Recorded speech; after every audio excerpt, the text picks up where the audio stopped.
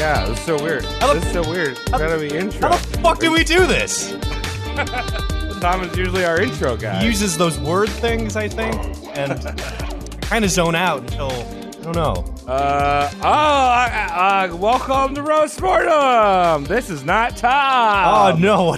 What is he okay? Well, I think he's all right. He got hurricaned. He got rocked like a hurricane. Oh. So I'm Travis. I am your Cody for this evening. I'm Dave, and I'll be your Tom and your Mike for the evening. There you go. I can kickflip. Yeah. I tried introing you. Kickflip. I tried introing you, but you've already been here. You saved my tuchus once. Thank you. Absolutely. I'm glad to be back. Oh. Hell yeah. So if as a weird mutant between Tom and Mike, what is your favorite porn to watch? Anything with two dicks. That's my favorite stuff. Yeah. All right. That good old Yeah, Klingon. now we know. porn is my shit. Jadzia Dax, that girl, she doesn't have two vaginas, but boy, can she take two dicks. What do you feel about the chick from Total Recall? With three tits? 3 boobs. I actually watched that for the first time this Really? week. Wow. Yeah, great. The first time? Great I stuff. think it's. Wow. Yeah. I think that's too much. Like you only got two hands, yeah, right? but you got two hands and a mouth. I'm that's into true. it. Whoa, yeah. I'm into it. Oh yeah. All there right, we go. you can't come on the show making that much sense, dude. Keep drinking. This is not. You are not being a Mike right now. All right. So Dave, how was your week? My week was all right. I am still working from home, and I am trying not to complain about it because there's a lot of people who aren't working and et cetera, et cetera. But Jesus, fuck me. I'm so sick of my house. I sit here and look at this web camera for work, like 38 hours a week. Thanks. Thanks for doing it. Oh no, I appreciate it. I appreciate coming on. This is my favorite home away from home in the podcasting. Hell yeah. Otherwise, I've been playing a lot of City Skylines on my PC. It runs in the background while I'm working, so I'm just and I got a whole bunch of mods, and I have an ass ton of RAM, and that game's kind of old, so like I can build this giant fucking city. I'm about to crest 500,000 people. And it's, Can you drop like a little like Karangus, like a little plague in there? Like, is there a mod where you could just plague them? Yeah, I have to buy the DLC. I haven't bought that. But yes, there are natural disasters. Yeah, like a COVID simulator. Yeah. I like how there was that one game there where what is it, the Plague Inc. Where you yeah. drop COVID. They added a mod where you can COVID everyone. Oh, dude. If that game taught me anything, just move to Madagascar. Right? Yeah. Motherfucking Madagascar, every goddamn time. Yeah, and Greenland. Yeah. Nothing's there. There's no one to infect. You just got to sneeze on the sheep, I think. Yeah. Blow your nose on Cody, the sheep. how's your legs doing this week? Like I said, watch Total Recall for the first time. And goddamn it, that movie is great for being in the school of 80s camp. Indeed. Like, I was not expecting like the cerebral like back and forth of twists of that movie. You mean you've got you know what I mean? on Mars? To me, whoa. Yeah, to me that movie was just like the movie with the chick with 3 tits. Well, Got what about it. But, like, 2 weeks? 2 weeks. Have you seen the right reboot? when he's No. It's Colin, Irish fighty guy. I don't remember. Colin Farrell? Yeah, that guy. And okay. Actually, so what they did in the 80s is not the book. The book is told in the reboot, and it has to do with like Mars a bit, but it's all on Earth, and I don't know. It's pretty good. It doesn't really have anything to do with the first one, but the first one molded me, man. That and RoboCop. I watched that shit when I was like 8 and 9 years old, like over and over and over again. Those are some of my fucking favorites. I think I always got a kick out of RoboCop because I had watched that 70s show first. Yeah, I was about to say. And then I watched RoboCop, and I'm like, so fucking old right now. Yeah. So old. And I'm like, why is Red fighting a robot boy and selling cocaine? It's neck cocaine. Yeah. Oh my God.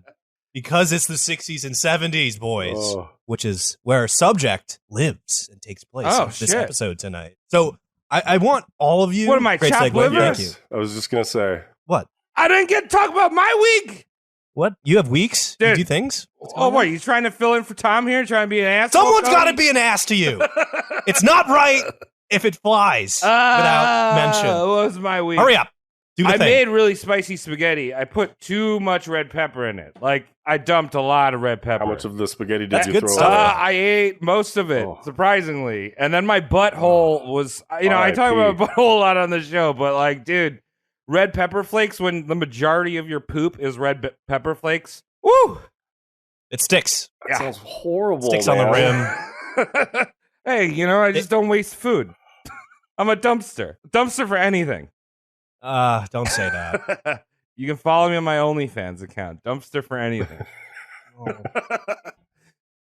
For those of you that don't know, our latest Patreon content is Travis reviewing laxatives. Yeah. Yeah, I took a lot of laxatives, but now my poops are firm and full of red pepper flakes. And that's my week, Cody. So thank you. All right. I'm glad that people know about my butthole still. Yeah. The great way to segue crowbar jam that in to the episode. I'm so much less attracted to you now, so there's that. That's why he's got the Skype anime tit background composited on his feed right now. And my butthole's so clean. It's chemically burned. Great. But anyway, Cody, who's on the chopping block? On the chopping block, we have a man that lived in the 70s. That delicious segue that was working so well, but you diffused. We have a man that lived through the 60s and 70s, and this is the guy that is the epitome of 60s and 70s sleaze. Ooh. And I want you to just get excited because we're going in that territory, and we're going deep behind enemy lines in this territory of 60s and 70s sleaze.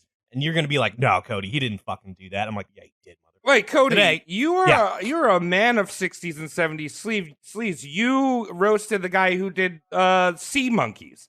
Is this the same type of sleaze as? Okay, so believe it or not, thank you for the segue. You redeemed yourself, Travis.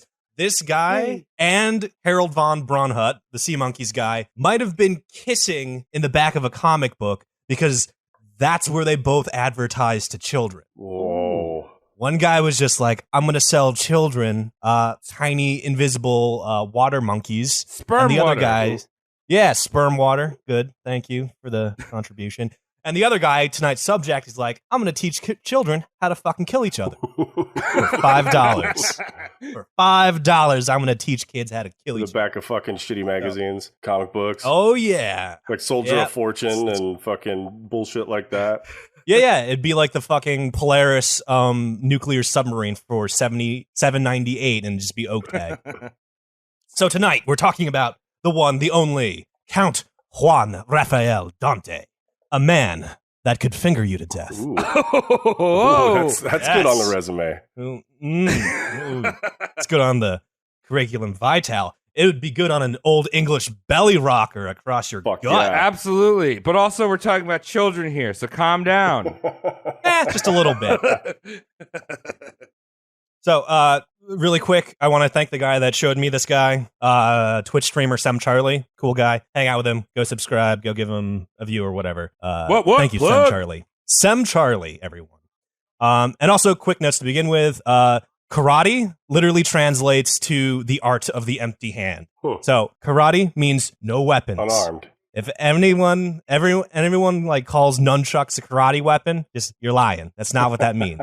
Karate is hand-to-hand, unarmed fuckery. Wait, you know Cody, we're talking about martial arts. We're talking about karate. We're talking about kung fu. Of course. Jiu-jitsu. I told you sleaze of the 60s and 70s. Of course this guy is a crappy like martial artist. It's a requisite. It goes in there. I am so excited. What's his? I need to see a picture of this guy. I take it there are pictures of him. Yes, Count Dante. Oh, you can take a peek in the Count Dante, or you can take a peek in the chat right now. There's his famous advert over there. I am so don't excited. Spoil anything. Yeah, but don't spoil anything. Looks exactly like I figured he would. I'm so excited because I can't wait to talk about my experience in jiu-jitsu when I got a brown belt. And I'm not just because my anus. Not just because my anus. Your anus is red. It's not a red pepper flake belt. So karate means empty hand. It's traditionally and only supposed to be without weapons. We'll see why this matters in a little bit. And the appropriate word for someone that practices karate is karateka. Ooh, that's Karateka with a K. Oh. Karateka. Yeah. I think I might be coming up with a fucking screenplay named Karateka. I like. Yeah, it's like Karateka : The Revengeance or something like that, or Resurgence, Retribution. Retribution's the one. No, Karateka: Labes of Steel. There you go. Into it. Daddy likes. All right, so let's start this off. John Timothy Keehan was born February 2nd, 1939. To an Irish family in Beverly Hills, Illinois. Oh, fuck. Apparently, there's a Beverly Hills in Illinois. That was one hell of a roller coaster. Yeah. His father was a doctor and a bank director, and his mother was a well-known socialite that appeared in the newspapers. So you can imagine cushy childhood, nothing to. But little did they know they were raising a karate master. Yeah, they did not. They were oblivious to this. Irish people. Irish karate masters. Right. Who's ready? John lived a typical cushy childhood. He attended Mount Carmel High School, where he took on boxing as a extracurricular. It's like fake fighting. Boxing's like okay, so like this is a gentleman's fist fight. Like you have to adhere to these rules. And then in like 2000 or like 1994, MMA comes out, and everybody's like, oh. You mean I can just punch him whenever I want to? And then boxing is just like nothing. It's everybody realizes it's the wrestling of fighting. Yeah.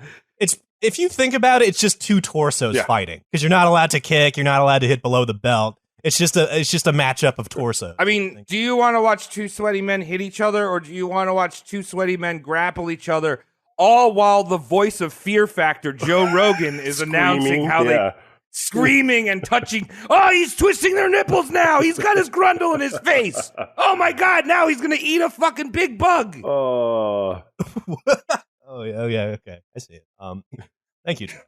After John's scholastic career, he didn't go to college, but he tried his hand out in the military for a spell, initially enlisting in the Marine Reserves and then transitioning to the Army. During his time in the armed forces, John makes the very dubious claims of taking part in covert operations that ran guns to the likes of Raul Castro and Che Guevara. Oh, another roast mortem. I kind of like him now. Yeah. Wait, so he's like, this is like the 60s when he's doing this shit? No, yeah. That's so, more like the 50s, yeah. 50s, yeah. Yeah, 50s, we're going to get into the 60s and 70s. Right now, actually. After being just discharged around 1962, he returned to Chicago and earned his black belt and then his second-degree black belt. I was one of those kids that just thought, oh, it ends at black. Fade to black. No, you can go above you got that. Dans, man. Not just the guy that you know. It's a Dan. Your belt is... You've leveled up. Now you're a man that probably sells weed named Dan. You got 7 of them. I'm a karate master. I'm just telling you the works. I didn't write this shit. You're an unarmed master? Yeah. There you go. Our boy John Keehan would go on to compete in the North American Karate Championships of 1962. John made it to the finals, but was allegedly DQ'd for sparring too roughly. Contrasting reports claimed he was knocked the fuck out and lost. So this guy's already kind of like, are you full of shit? Probably. So just start thinking, regard him as such. Hold on. Did you guys, either one of you guys do like martial arts as a kid? I feel like Cody and I, us growing up in the 90s, like martial arts was like a big thing. How about you, Dave? It was. I wasn't into it though. I was a skateboarder until like through and through. That's a martial art. I didn't do the martial arts thing. Skateboarding's a martial art. Is it? You're kicking and yeah, flipping. I am. I'm doing that. There you go. And is parkour because like I mean it's the French art of running away. Yeah, that's martial arts. The French martial art of escaping and retreating. Dude, I loved when they used the martial arts during World War II when the Nazis showed up and they parkoured. Yeah. They put a welcome mat out and parkoured. They didn't even run. They just like set their guns down. Cody, did you take martial arts when you were a kid? Taekwondo, motherfucker. But here's the kicker. I was 4. Oh.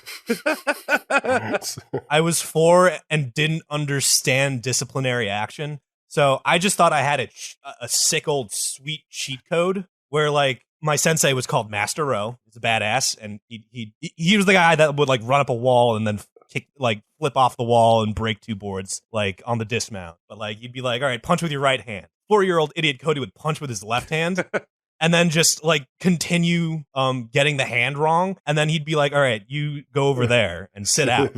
So I thought I had a sweet cheat code for like free time and a break by punching with the wrong hands.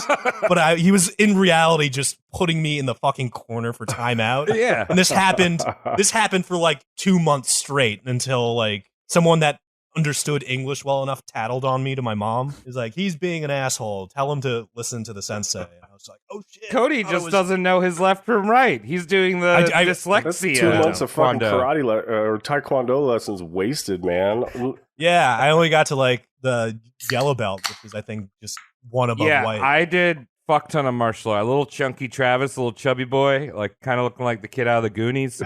Like I did many martial arts. I did mainly jiu-jitsu. Really? I told you I got a brown belt. I actually broke my collarbone doing some chunky rolls. I was fucking hitting rolls. I was like jumping over things, snapped my collarbone, and that was the end of that pretty much. Brown belt? Did make it to brown belt. And then I did kung fu for like really? I did that for like a year. And that's where I learned about the prodigy, because it was so non martial, you know, like there wasn't any like discipline in it. It was just like, yeah, fucking listen to the fucking prodigy and fucking punch the wall for a while, bro. Oh, Kyle Fu. Yeah, Kyle Fu. Anyway.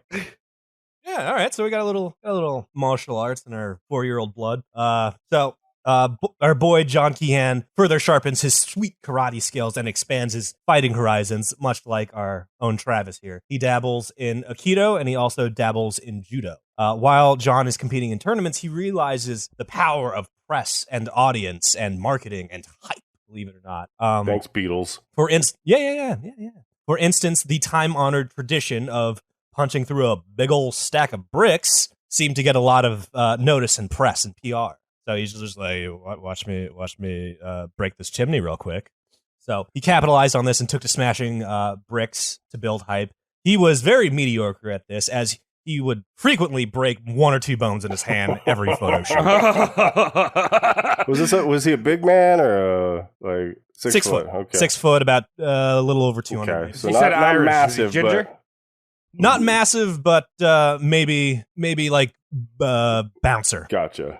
Bouncer for a nightclub, big. Right, and he wasn't doing the real shit when you see them like break cinder blocks and shit, like it's like hollowed out a little more, so like it's easier to snap the fucking cinder block. Yeah, they're perforated bricks. Like those dudes who like hang 3 bowling balls from their dicks. Yeah, yeah, those guys are. Why is that necessary in self-defense? I guess you can intimidate fuckers away from you. Some fucking Kegel Kwando. Oh, that's a good episode title. There you go. John eventually gets enough notoriety and PR to open his own very humble dojo, but not so humbly priced dojo, as John charges $20 per month, to your average Bobby Hill to, come in and throw punches on these mats. $20 is a lot. That's my purse. I don't know you. Yeah, that $20 is like crazy. That's like $100 a month. That's more than Amazon Prime or Netflix subscription, which I feel like is all you should spend on a fucking martial art.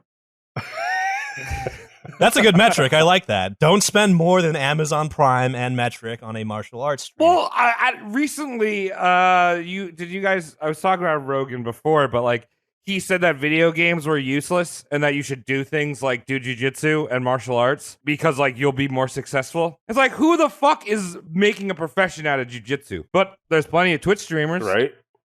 That is true.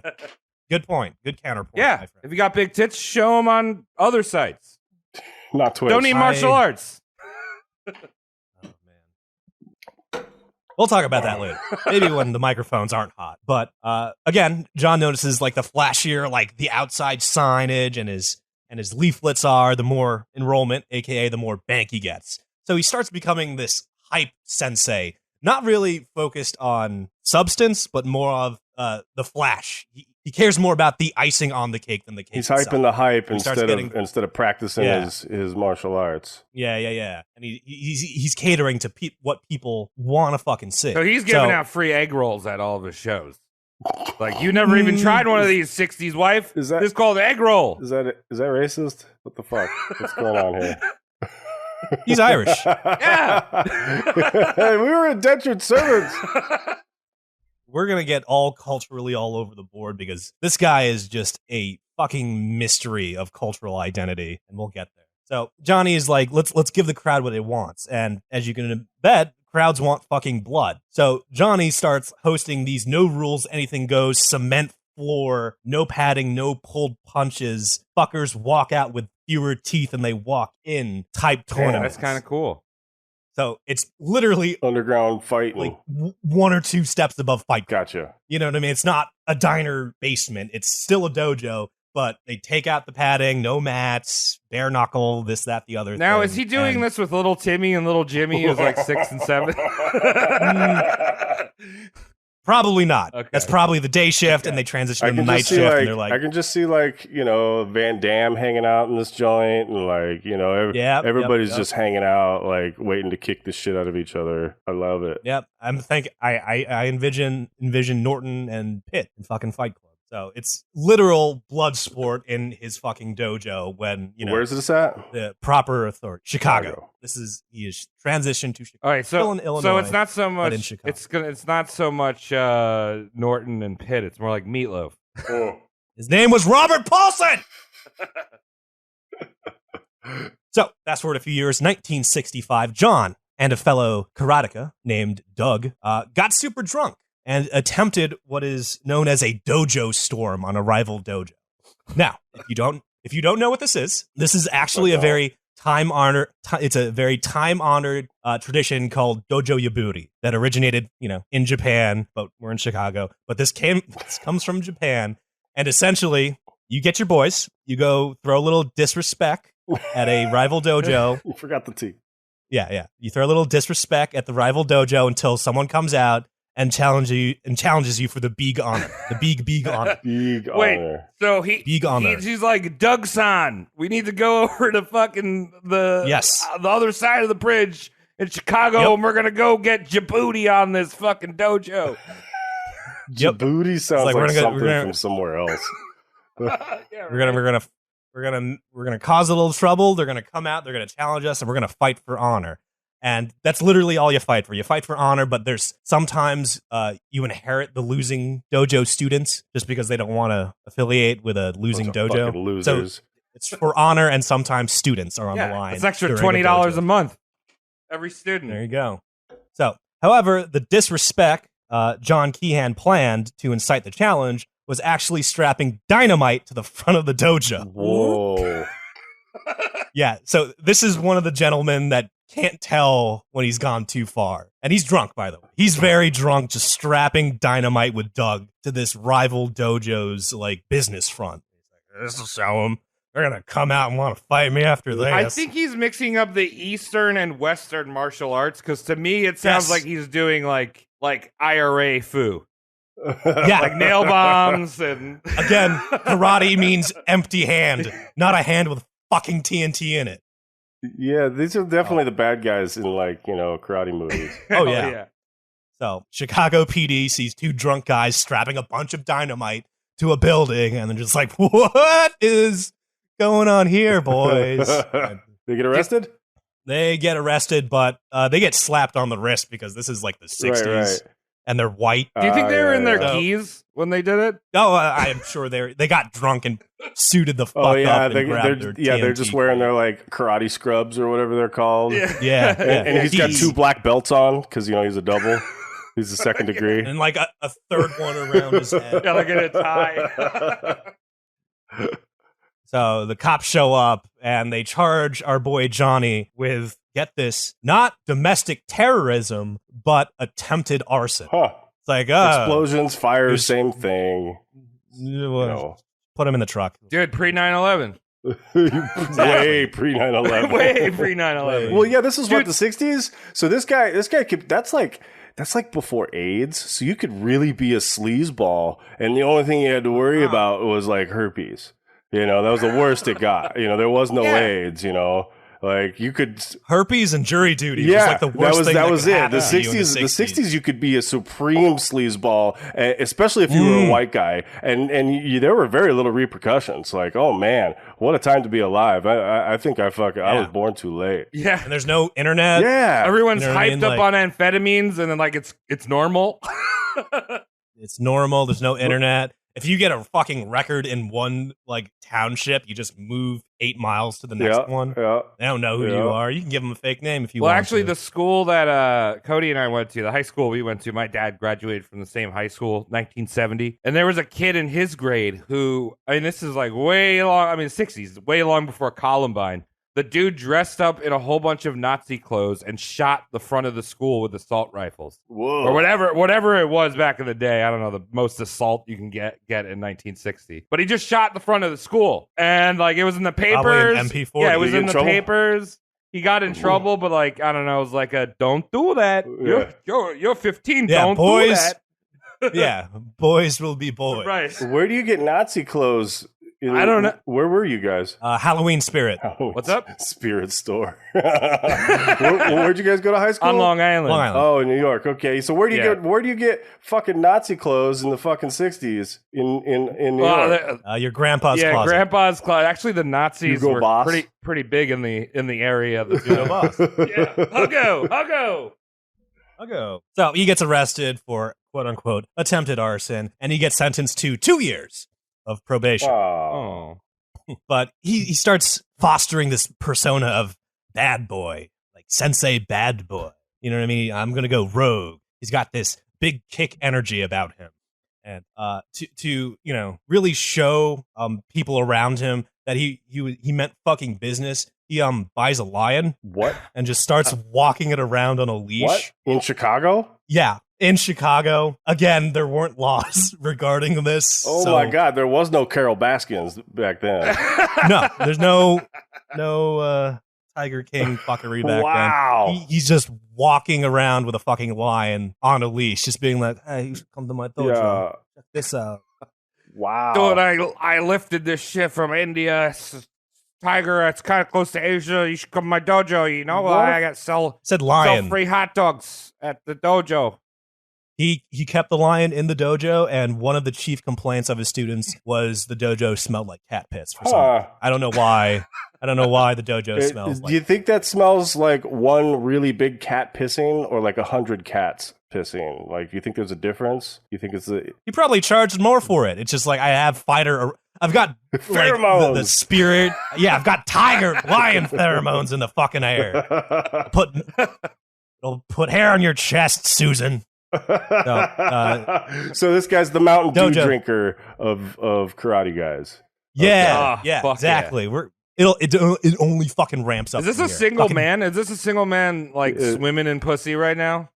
He's got to be. You have no idea, dude. This is the type of dude who you have no idea. How many girls do you think he raped? It's true. Yeah.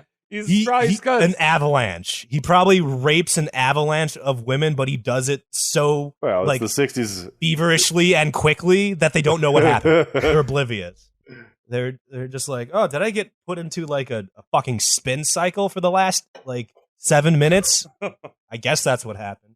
Anyway, so he's walking this lion around. The lion like is peeing all over the fucking dojo. Lion gets out of the dojo one day and actually tries to kill a fucking horse that's dragging a cart.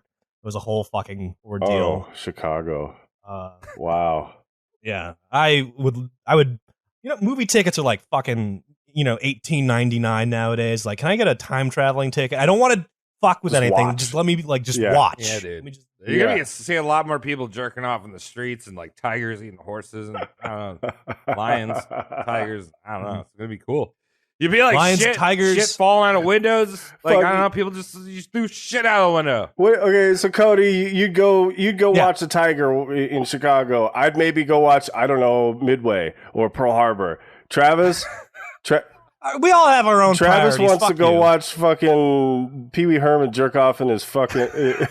Iconic. Yeah, it's an iconic moment in history, right up there. Come on. We'll ask you to not disrespect an artist. Think about if Pee Wee didn't jerk off in that adult movie theater. What would there'd be no war in Afghanistan, no war in Iraq? Like right, I don't know. You're right.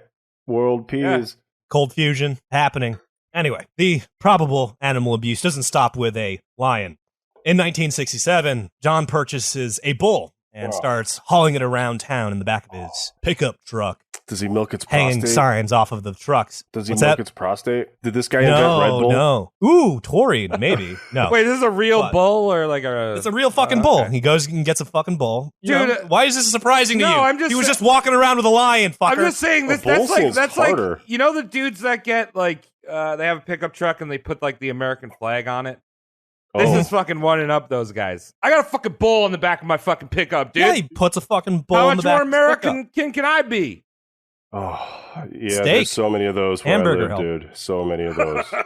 So many of those. He's got this bull in the back of this truck, and he's going around. He's showing it off in the middle of Chicago, a metropolitan area. Jackass. And he's like, I'm gonna kill this bull with one punch at this time and date. I'll show you. Show up. So he's hyping an event where he intends to one punch a fucking live, real bull. And he's showing the bull. He's like, hey, I'm gonna kill this thing. I'm gonna kill this thing. It's gonna be awesome. I'm that bad of a fucker. I can one shot. That kind of sucks. You're like, I don't know. I feel like I'd be friends with the bull at that point. Yeah, you're driving around with it, right? Like it's totally pulling pussy for you. You know, like that's a good wingman bull. Like for sure. That's fucked up, and now you're gonna kill it. Yeah, and he's probably milking the prostate and getting the taurine. You honestly think he's gonna kill a bull? He's getting the taurine right from the source. He's milking from it the tap. That's a good episode from the title. tap. Ooh, good. That's the perfect descriptor of our boy. So he hypes this event where he's like, I'm going to kill this bull with a single punch. However, in the weeks approaching the scheduled killing, John delegates said task to a 17-year-old student named Arthur. Hey, you're going to kill this bull for Dude, me. it's your bare hands and one. It's not Arthur, it's Arthur-san. Arthur-san. Arthritis-san. So Arthur's 17. He's hyping up this teenager. He's making this teenager believe his hands, his fists are deadly weapons. Oh, sure, Dante. I was going to punch that bull right in the face. Not Dante yet. Still John. We're still in John. All right, Sensei John, I'm ready to punch the bull. All right, please. Oh, Sensei John. Sounds worse, actually. Sensei John. It's like that sounds like where you get tacos in the Midwest or something, or sushi in the Midwest. Sensei John. Yeah. It's like a food truck. So, bulls are mad sturdy creatures that have been naturally and selectively bred not to be fragile. So, I don't know what it would take for a 17-year-old named Arthur to one-punch a bull. His best chance would be just crawling down like a fucking circus barrel cannon and firing himself at the bull. Dude, you know that kid walked around, he's like, hey, Susan, will you go to prom with me? I'm gonna punch a bull in the face. Yeah. So, best case scenario, if he gets shot out of the cannon, they'll both die in impact. But no, I hope the bull gores this fucking kid and fucking Dante. Right, and lives. Yeah. So here comes the crazy pill. The Chicago PD and the Chicago SPCA call up Arthur and are just like, don't kill that bull, man. He's a 17-year-old. The bull is in no mortal danger. Like, the police is telling this 17-year-old, like, well, that's because the SPCA called the cops and we're like, hey, you can't fucking let him do this. Dude, I want to see Arthur-san punch that bull. The bull's going to wreck him. Arthur claimed if he was met with any resistance from either organization, he would just drive the bull to a public road or parking lot and kill it there. Like, I'll show you. With one punch. Yeah, with one punch. One punch, mind you. This is all one punch. Call me naive, but doesn't like taking the bull into a parking lot entirely defeat the purpose of the event in the first place? Like, you're hyping up like the dojo, like, hey, look, this is the great dojo where we can kill bulls with like a bitch slap. And you know what I mean? If I saw a bull get killed in a dojo, I'd be like, the sensei knows his shit. But if I saw a bull get killed in like a White Castle parking lot, I'd be like, oh shit, I ended up in Florida somehow. I gotta leave. Like, right fucking now. Especially if it was a 17-year-old. Bath salts rage down there. Yeah. Now we're talking. That 17-year-old punched a bull's face off. Shit. So I'm sure you're all curious. On the day of the event, John let the dojo fill up to capacity and then canceled due to potential litigation from the SPCA. So he's just like, oh no, we can't do it. I only told you once you got in here and paid admission, but we can't do it. I'm sorry. Right. Dude, fuck the government. The government's gonna ruin us because we can't punch bulls. It is our God-given right. The SPCA to punch bulls. is not a government agency. I'd just like to point that out. All right, well, I don't know. I want to see Ron Paul punch a bull in the face. Fuck yes. What Dante should have done was just load the bowl up on Xanax and then just get Arthur to slap it just before it passes out. Like, oh, you did it. That's a good move. Yeah. Okay, so now the year is 1967, and you could bet your frenulum that there's no fucking internet. So there's no way to fact check. So this dubious truth or this dubious non-truth teller called John Keehan can just lie and just do as he pleases. Dude, I just think like how much better of a world was it when you could just walk around to a different town and be like, I did this. I'm a wizard. Well, look it up. Look it up. Go look it up. Google it. Book or some shit. Yeah, go read the wiki. Yeah, right? Yeah, you'd have to go get a fucking library card and find the big old fucking world book. Yeah, the book of the worldwide book. Yeah, the worldwide book. And then fucking deal with that. So let an unchecked, never-ending avalanche of self-serving lies began. At the age of 28, John Timothy Keehan legally changed his name to Juan Raphael Dante. Oof. He then prefixed the title Count to his name and claimed to be an offshoot of Spanish royalty. The fuck? Why? He claimed to be of noble lineage that changed their identity and fled to America during the Spanish Civil War to escape unjust persecution. For fuck's sake! Of course he did. He's like, oh, I'm special. Look at me. I'm your sensei. It's the divinity of kingship or some shit, right? Yeah, nobility, or he's got good blood or something in his veins. Yeah, he's just trying to fucking get that. So we're gonna call him Dante for the rest of this. Why Dante. Why are we going with Spanish royalty? Like, because he's a white fuck. I know, but couldn't you be? He can't say he's couldn't from. You be like? Couldn't you be? I mean, this is after World War II. You could be like, my dad went over to Japan, fight the Japanese, and he ended up hooking up with ancient sensei's wife. And now I have. And it was consensual, and he totally cucked this dude's wife. Yeah, and he called them Japanese, not the abbreviation of it. So I am now forever known as Yuri Makabala Dakachi.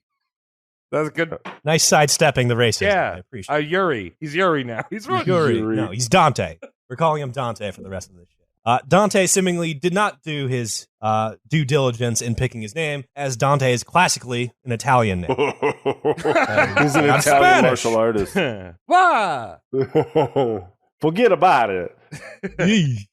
So keep in mind, he's an Irish guy pretending to be Spanish with an Italian name. Wow. Mastering Japanese fighting arts. Wow, so, this guy's a mess. Careful, we're going to get weird. So Dante started to adopt a new flamboyant personality. Think like WWE type. So is the switch from WWF to WWE? They rebranded themselves. I wish Tom was here. You'd know. Dude, that happened like early 2000s. It was WWF when we were kids. Yeah, I know that. The Rock and Stone Cold Steve Austin also like started, and it was WWF, and then they did the switch over. Dude, he's getting greasy right now. He's getting all greased. He's getting greasy. He starts rocking a purple cape, day-glow yellow fishnet leotards, and a pimp cane. Oh my god! Yes, he rocks the curly afro and starts sporting a tribal cut pattern in his beard. Oh, that's the picture I saw. Yep, wow. You probably saw it. Let me see if I can send Travis that in case he has. Yeah, let me see that. Because also, so now he's like infiltrating another people group. A people group? Yeah, he's this is a cultural appropriation. Yeah. Oh, yes. Dude, he's got like a massive scale from so many different cultures. He's got riffraff fucking facial hair. Yeah, that's like Joe Dirt's facial hair. Yeah, straight Joe Dirt riffraff. You just don't grow there. I know that's a black and white photo, but one of the most striking things people would notice about Dante is his facial complexion. Was he a bronze Adonis, you might ask? No. He was a red-faced weirdo, and it was makeup. He intentionally made his face up to be slightly redder to tout some kind of superior circulation about him. Oh. It's like, my blood flow is in just take some niacin sync with the universe. Fucking do it the right way. Doesn't red skin mean that you have poor blood flow? I don't know, but we can talk to like fucking Alex Jones and his male vitality before and after pictures. All it did was made him redder. Red face. Ah! Thank you. So these crazy, wild, wacky life changes aside, even though Dante's main hustle was the dojo sensei game, he starts running some side hustle in 1967. And you're thinking, sleazeball, 70s, 60s. Is he dealing some cocaine or shaking down some protection money? No. Count Dante opened an establishment called the House of Dante. I thought you were going to say... a beauty salon. A beauty salon? Oh. A beauty salon. Yeah, he cuts hair, man. What? That's why he's got that's why his pristine facial hair is good. That's why where he gets the makeup to make his face look baboon ass color. Wait. How? Just let it happen. Set dojo sensei and hairstylist. And you might think like, okay, he's a crappy hairstylist. No, he's phenomenal. He's the preferred salon of the Playboy Playmate bunnies. What? Whoa. Yes. This guy's Chicago making one. bank. Yeah. So like this is where Hugh Hefner, another Roast Mortem's past subject, sends his bunnies to get their hair. Wait, he sends them all the way to Chicago? Well, I don't know, the fucking local one. Oh, okay. But Dante would headhunt amongst his teenage dojo students as means of cheap labor to provide the salon with. So it's like, hey, I know you just got your green belt, but you can make a little money and meet some hot women cut in half. Green belt means you are officially a colorist. You can only do highlights, though. Only highlight. Just give me a nice balayage and a fucking, I don't know. That's the only word I know. Yeah, You tried. I don't know any much. Applaud to you. Good. So Dante was owner, stylist, and licensed cosmetologist of said establishment. And as I said, eventually earning the honor of being the preferred Playboy Bunnies salon. Dante claims he took all of those bunnies home and fucked them. Sometimes 2-3 at a time. Good for him. Virile. See, he kept the bull and he milked his prostate on the regular. Yeah. Very Golden true. die, obviously. The cow makes milk. The bull makes man. Other milk. Man milk. Nether milk. Okay, so I don't understand why we're roasting this guy. So far, so fucking good. Like We'll get there. We'll get there. Don't you worry, my friend. So around this time, Dante begins marketing to the idiot children via the back of comic books, much like past roast mortem subject Harold von Braunhut. Dante sold a pamphlet that taught two martial art techniques. Number one was called Dim Mak. And Dave, you know a little bit about that. I do. Like that's like the it's been called a whole bunch of different things, but you see it through anime and like the crappy, B kung fu flicks or whatever. That's like that, like it's like the touch of death, or like there's like how a man could finger you to death. Exactly. You literally like it's like a set of touches. I mean, it was even at the end of Kill Bill. That's how she kills Bill. Like right. All those like pressure points. They called it something different. But like that concept. That's been a through a line of a plot point for kung fu movies since they started. Like the One Punch Iron Man. Monkey. Like there's all different iterations of it. It's interesting. Dim Mak was like allegedly like the real way to do it, but I mean that's just what I heard. I don't think it's real. I don't think it's fucking real either. You can kill a fucker with like a punch if it's like to the neck or the face. Well, I don't know. You Anus can punch is a him in the heart. place, You could just take a gamble and punch him in the heart. You might get that arrhythmia going. Yeah, that's true too. There's many a horror story related to sports. Maybe that's how it happened. Some guy was like, "I'm just gonna tap you right here," and one really fucking lucky Asian guy was just like, "Oh, he's dead now." Dude, I don't believe it. I think it's a bunch of garbage. I think little pudgy Travis, little pudgy Travis, the worst thing you could have taught him in jiu-jitsu was pressure points, because I used to run around and just give people pressure points all the time. You did. Yeah. You'd be the kid buying this. Oh yeah, dude. I'd be like, yeah. He's dim-maxed so many fucking people already. Yeah, I'd be talking to my friends with like a honey bun hanging out of my mouth, like, oh, yeah, my sensei knows how to dim-mak them. I'm gonna touch you real good. Oh, yeah. How many people did you kill? So many. Slated. So first thing was dim-mak that it taught. The second thing was called the Dance of Death.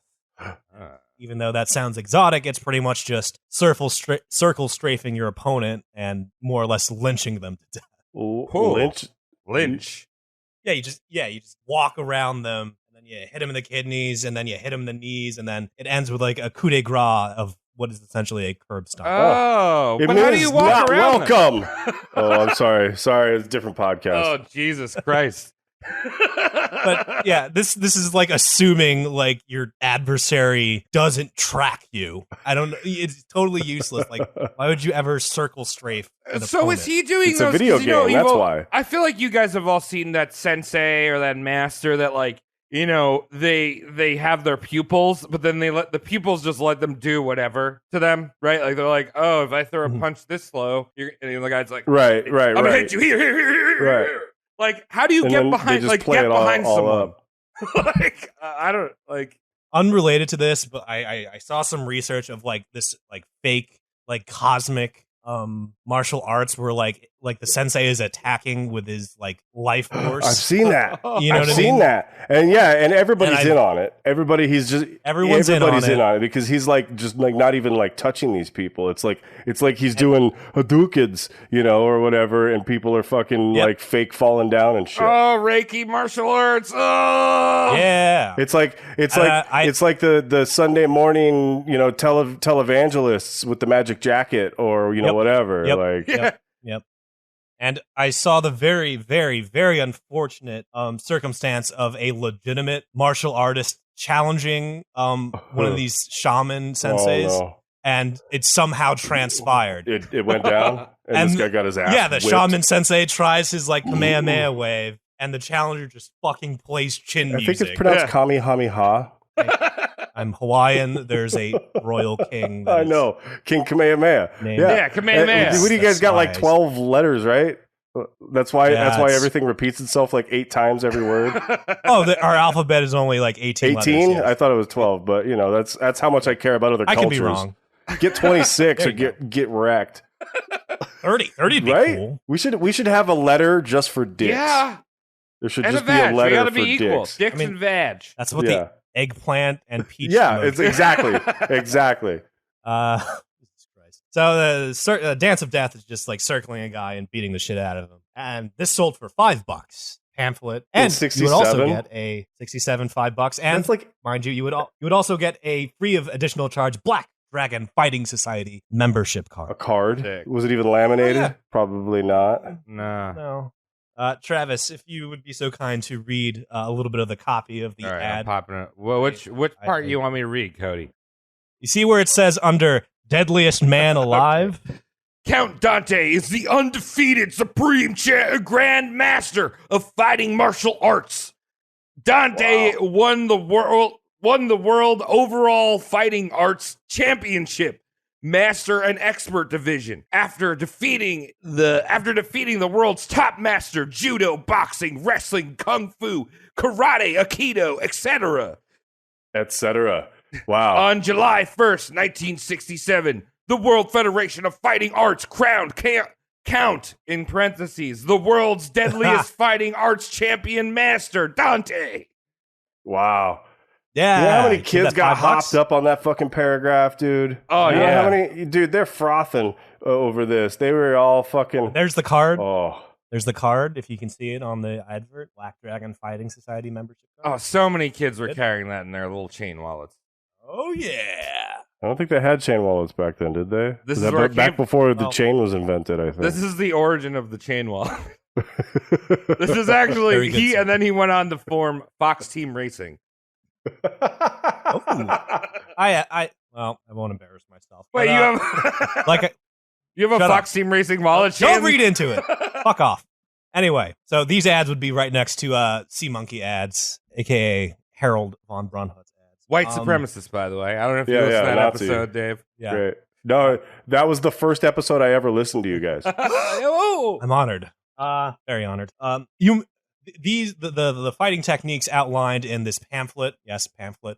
Was it a trifold? Was it nice? Was it glossy? It was nice. You may have actually heard of it. Was it one of those magazine things where like you could fold them together and like see tits? Oh, no. Yeah. I remember those. Oh, my God. Those are great.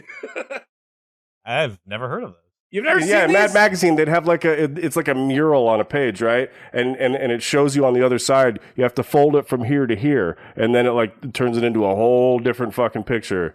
Origami. Yeah, origami. It's like that porn nowadays where you have to try to cross your eyes and it looks 3D. Seen those?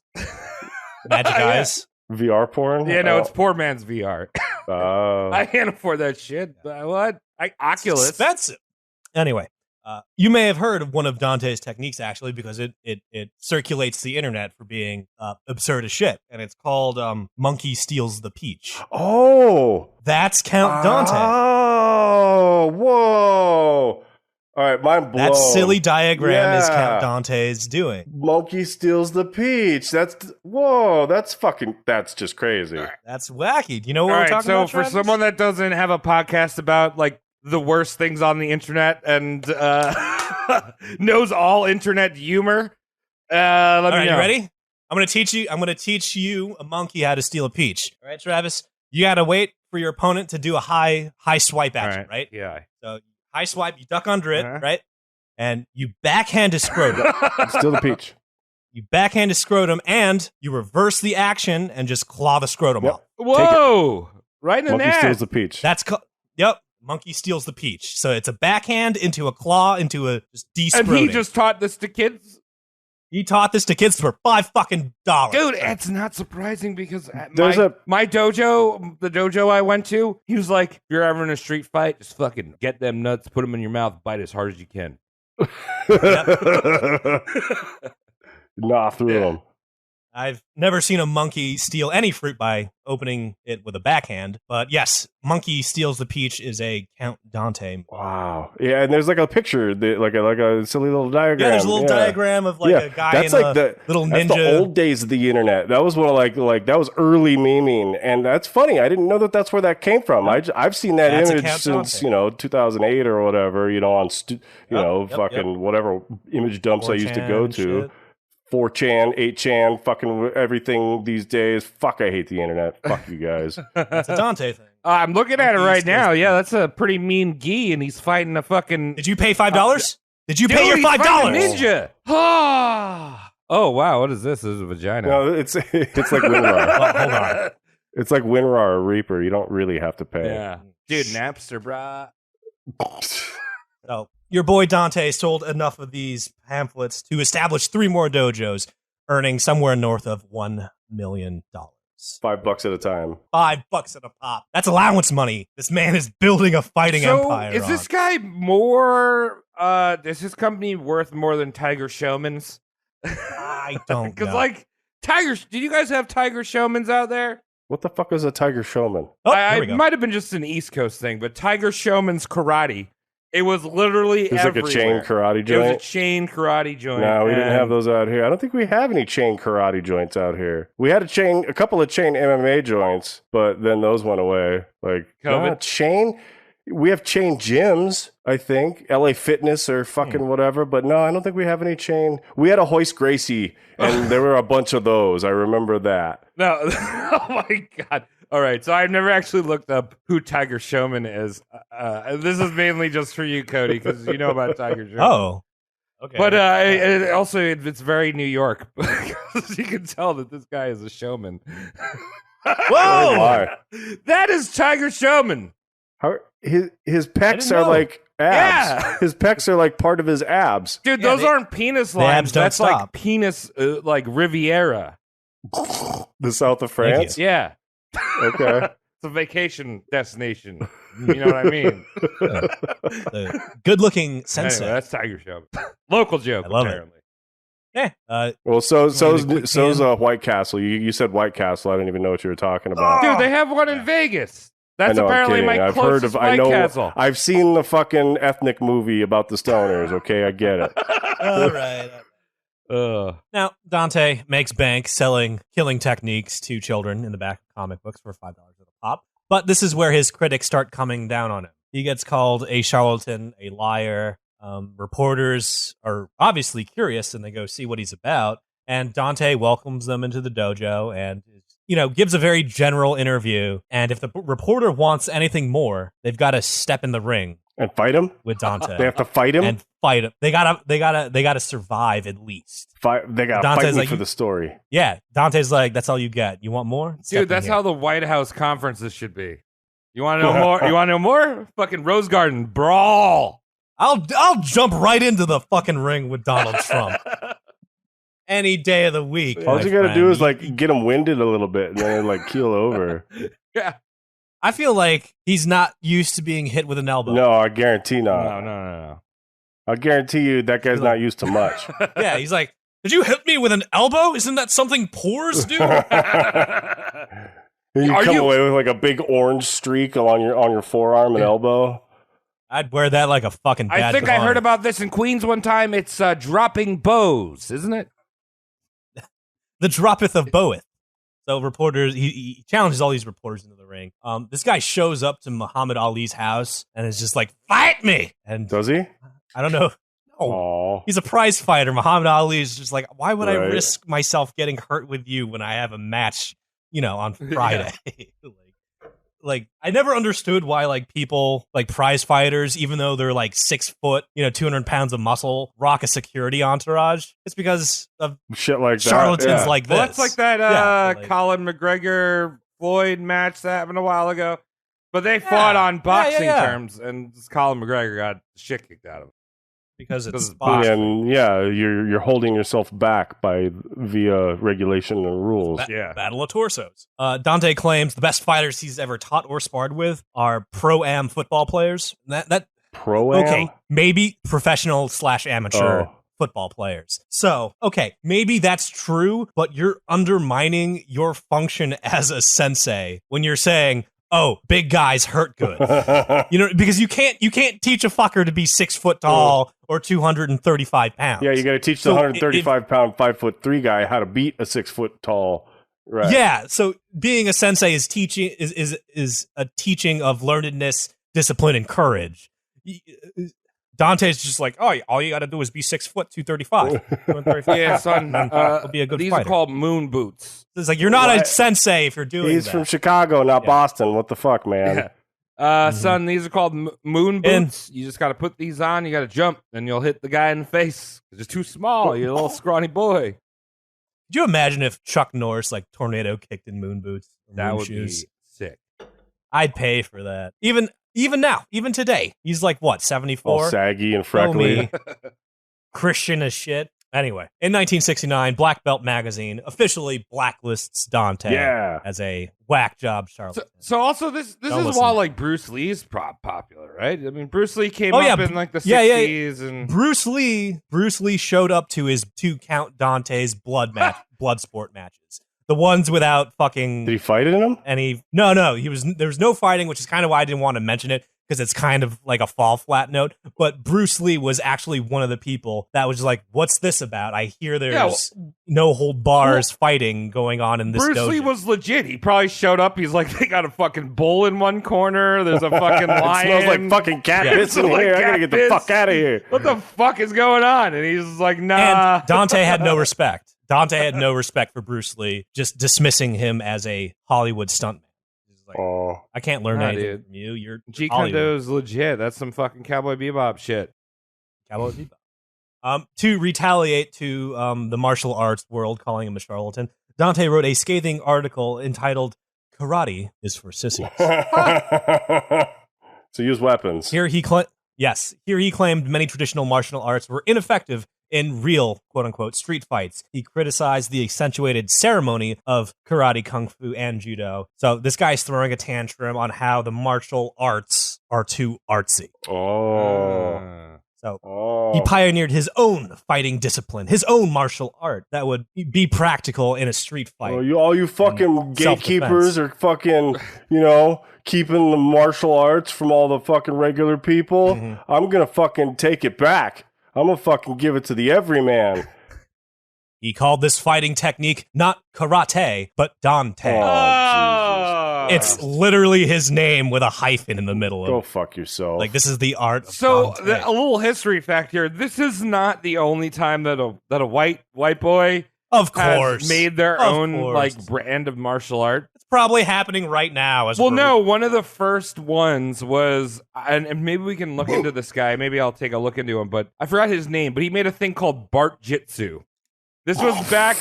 Bart Jitsu was back in like the early or late 19th century when they were just kind of being introduced into Japan. And this dude, this English lord, showed up and like saw jujitsu. And he's like, "I'm going to do this with a cane, and we will." Is he dead? Can we roast him?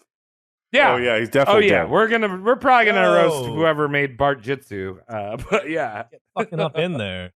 Bart Jitsu, I love it. Dante claims to be participating in these Kumite Thailand death matches at this point, and it's kind of weird because everything's dubious. Thailand says their country doesn't hold these, but like, you know, the government of Thailand doesn't know everything that's happening in their fucking country. And also it's Thailand, so it's fucking Thailand.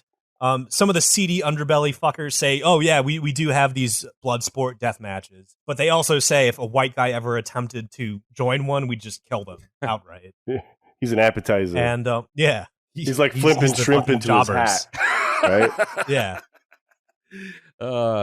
Dave, you slay me with a shrimp joke. I'm a sucker for those. Gators that Dave provides. Yeah, so Thailand, but at the same time, he's like, "Oh, I'm playing, you know, blood sport Kumite Thailand death matches." He's seen in his own dojo. You know what I mean? Like, so you can't be in two places at once. Oh yeah. He's like, "How are you in Thailand?" You know what I mean? Like, and Chicago at the same fucking time. Has he moved to LA yet? I feel like this guy has gotta have to move to LA. He lives and dies in fucking Illinois. Weird. So, like, that's how like well traveled this gentleman. I grew up in Middle Illinois, and now I live in Southern Beverly Illinois. Hills. What is that? Neo Chicago, right? Neo Chicago style. Oh, yeah. Thought Cops. Shout at us if you have taken any Dante lessons. Ooh, Dante. Right. So let's talk about one fellow sensei called Jim Consovic. And he's a friend of our boy Dante, and he runs his own dojo. So, you know, not the same students, but friendly. Dante calls up Jim one day. He's like, "Hey, bud, I'm going to need your most fearsome students. We're going to do a little field trip." Ooh. And Jim's like, "Yeah. Where are we going, the zoo? Are you going to go fucking beat up some monkeys or something?" Dante is vague as fuck for a reason. So Dante's like, "Yo, get your best fighters. We're gonna do Hop some on fun. the magic bull. We're going to go and have some fun. We might get really tiny and go inside a body and take a look at the rectum. Or we might just look at the sun for a while until our eyes Is that a PBS show? Out. Yeah. Magic School Bus? Hell yeah. Jeez. Oh, man. Dude, PBS cartoons, man. Great. That's where it's at. No Ren and Stimpy. No Rockers Modern Life. PBS. Get smart. Neil deGrasse. Anyway. So Dante calls up Jim. He's like, "Yo, bring me your most fearsome fighters. We're going to do a thing." Dante was intentionally vague, and Jim pretty much rounds up the two scrawniest kids in the class and the one pudgy kid. And it's Travis. Travis, if he was prepubescent. Keep that in mind. I assume all these kids are prepubescent. This might be a beard. This might just be a wig on my face. Oh, if it's not a merkin, it's a what? Facekin. It's a web. It's a webkin. He's a ferner. I'm a fronter. Burner. This is my front of my face. And I also have a lot of hair on my back, which just means like a backkin. That's disgusting. We're in weird territory. You're getting less and less attractive as this show goes on. Dave, to me. He's not trying to impress you. I'm here. Well, I thought he was trying to get laid, but hey. I'm trying, dude. I'm trying. This is the best I can. If you ever see me in a bar, I'll be like, "Oh, hey, check out my back hair." I thought for a second you said if you ever see me in a barn, and it just made that joke much funnier. He's the bull. He's gonna get one punch by fucking Count Dante. Yeah. Milk me. Yeah, well, some very energetic things come from my rectum. Moving on. Dante asked Jim, "Yo, get some guys. We're gonna do a thing." Move on. I'm trying. Yeah. Really fucking trying, move on, man. bro. Bull semen. Wait, what's Jim the joke? Demon? Jim rounds up 2 scrawny kids, 1 pudgy kid, and they all meet up. So it's Jim, Dante, the 2 scrawnies, the 1 pudge. And I imagine the 3 kids are prepubescent. So Dante takes everyone. It's a 5-some, I think. Dante takes this 5-some to the rival JoJo. And Dante starts hyping them up. He's like, yeah, let's go sparring and show these rival guys what. See, I'm like imagining this grown man and like a bunch of boys like walking up to this place in like a Guy Ritchie sequence, like it's like fucking like sure they got acne and shit, and they're like, oh yeah, we're gonna fucking punch somebody. Oh yeah. Yeah, that's what he was hyping. He's like, we're gonna get in there, we're gonna show our rivals what it means to be, fucking practitioners, karatekas. And practitioners of karate. Oh my god, that's a good episode title. There you go. And the said rival dojo was called, I shit you not, the Green Dragon Society Black Cobra Hall of Kung Fu. What? So Green Dragon Society Black Cobra. Some Kubla Khan shit.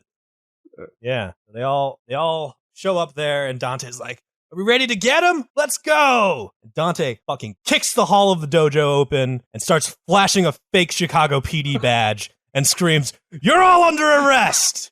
Don't move!" And there's 3 fucking preteens behind him just trying to look tough. Oh my god. Because they were just hyped up into the situation. Dude. Wow. I bet that scene has played out many a time in the 90s in a local Starbucks. You know, the strip mall dojo. Oh, all right, boys, we're gonna go in there and get it. I imagine this like whole build up, and it's really nicely shot, and music's good and everything, and then they kick the door open and everything is just crickets. And, like nobody like moves. It goes everybody's just white. like looking at him like, what the fuck are you talking about, dude? Get out of here. Yeah, right. Oh, they wanted them out of there, but they were tipped off to the presence, so they were ready. A counter ambush had been organized to counteract Dante's quote-unquote fake police sting. So 6 green dragons were ready to defend the dojo. Like the Foot Clan? They thought this was a dojo storm that they earnestly needed to fight back. Oh. They thought Dante would have brought adults. They brought kids. Like martial artists. That's a pro move, because what adult's gonna like punch a fucking 13-year-old in the face? Like, right? Well, then that just means that everybody's on Dante. Yeah, that's true. No. But Dante can use the children as human shields. Oh, perfect move. So Dante sees there's like about 6 green dragons already waiting for him, and that the badge isn't, he was already tipped off. The badge isn't going to work. So Dante drops the badge and pulls out a pair of nunchucks. That's not karate. It's not karate at all, Bruce Lee. So Dante pulls out a set of nunchucks and starts twirling them around and very awkwardly scrapes the cornea of a green dragon. Just kind of fucks a guy's eye up. And then a 2nd green dragon, seeing the threat of weapons being pulled into this feud, pulls an ornamental sword off the wall and rams it through Jim's ribcage, mortally wounding him. Dante? Jim, the sensei of the 3 kids. Oh, shit. So he's like, you brought weapons, fuck you. Takes a sword off the wall, runs it through fucking Jim. Jim is dying. Jim is bleeding out. Jim is realizing this is not a fucking field trip that Dante set up. That escalated quickly. This is also one of those like gas station knives, right? Like it's not supposed to be used on anyone. It's probably it's good for one stab. Tonzi or whatever the fuck it's called. Yeah. So Jim is bleeding out. Jim realizes Dante did not ask for a cheeky civil sparring match between dojos. Jim had unwittingly agreed to aid in a blood feud of Dante's, and he brought 3 kids with him. So with his dying breath, Jim barks retreat orders to his 3 students, and they just run at the sight of their sensei bleeding to death on like a dojo. Oh, wow. Wait, so were you supposed to they're dirty foreigners that killed him too? Like, oh man, that must have been traumatizing. There's some PTSD in those white kids. Yeah, it's were you supposed to ask the question there? No, this is Jim. Dante's alive. Dante asks Jim to bring his students to the Green Dragon There's a lot dojo. of Jims and like white people names, and then there's Dante, and I knew he had a white person name, and then Now he's Italian. No, Dante is John. Green Dragons. Dante is originally John. Those guys are like probably not named Jim. But when do the Silver Dante, Monkeys show up? Do they fucking wreck shit? I don't know. It was the Green Monkeys. The Silver Monkey was the room in the. All right, Cody. Whatever. You're welcome. Fuck you. I'm high on Hot Pockets. Right. So Jim Koncevic bled out, telling his 3, what I assume are prepubescent students to retreat. The cops are called because of corpse. Yeah, dead guy. Mean? The Chicago PD show up, and there's a dead guy. The Green Dragons are there, just like, hey man, we were stormed. This was self-defense. And the cops just fucking arrest everyone they can. Everyone in sight. That wasn't white. Yeah, they find Count Dante in the fetal position underneath a desk in the office. What? He ran in the place with nunchucks, and now he's in a fetal position. Oh. Don't forget the fake badge. Oh yeah! Wow. Ooh. So there's Jim is dead. Jim dead. Is dead. He's dead. Age 26. Dude, Jim, you had so much more to live Everyone's for. arrested. You had a lot more hot dogs with the wrong condiments on them. I like Chicago dogs. Yeah, but it's wrong. It's okay. It's not wrong. It's wrong, though. There's no wrong or There's right. wrong and right. You're a man. I'm a man. We can still make sweet love. There's nothing wrong with that. So the legal proceeding was an absolute shit show. The presiding judge asked the Green Dragon that, actually did the stabbing why he had done so. And they're just like, we were defending the dojo. Fuckers came in. We were tipped off. We fought. They pulled out a gun. Not a gun. They pulled out weapons, and we used weapons too. And then the judge asked the fucking prepubescent kids, like, why were you field trip storming this dojo? Field trip. Yeah, and they're just like, our sensei told us we were doing an extracurricular. Oh yeah, I got extra stars on my belt. I got a gold star for this on Tuesday. On Wednesday, my sensei got stabbed to death by a fake sword. And then the judge realizes, like, oh, this guy Dante coerced Jim to round up students to go on a blood sport field day for dojos. Thank you, Travis. And it's just like, so Dante is most culpable because his actions brought everyone together. So I mean, all this talk about blood sports and stuff, like, when does the French American actor Jean-Claude Van Damme make his appearance? Because I mean, we're right there. Dude, he's been there the entire time. He's in the bathroom of he's in the bathroom of the dojo. He's been above us doing the splits the whole time in the rafters. Yeah, just waiting. Yeah, just smoking and mean mugging. Yeah. This is legal in the country I am from. This is condoned. So anyway, the judge is like, all right, Dante is the most guilty. But because the guilt is split like 3 or 4 fucking different ways right now, is Dante guilty enough to pin a murder charge? No. He's free white and over 21 in America. Yeah. Mm-hmm. And Dante had a superhuman defense attorney. Oh. His name was Cooley. Isn't that a racist term towards Indian people invented by the British? Yes. I don't know. Thank you for pulling that. Cody, fuck you. The Cooley? You can't say that. Cooley. Bob Cooley.